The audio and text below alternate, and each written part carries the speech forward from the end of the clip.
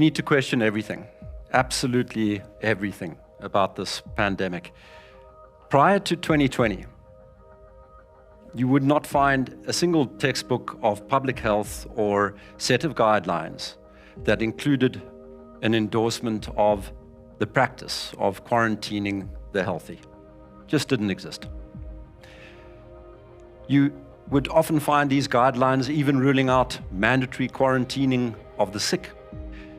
Yet when lockdowns arrived, those guidelines went out, along with even the processes that had been set in place to amend them. They were just ignored, and we locked down. Even worse, no governments who implemented lockdowns conducted any form of cost-benefit analysis, and we noticed this.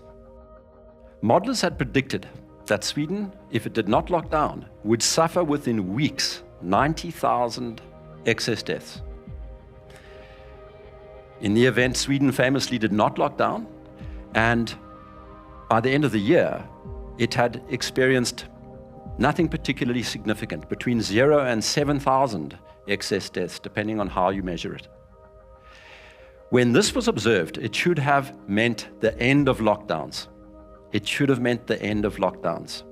So what Sweden had gotten right was to separate politics from science. And what it did was sensible, and what it did, contrary to what the newspapers all said, did not result in the tragic outcome that had been forecast.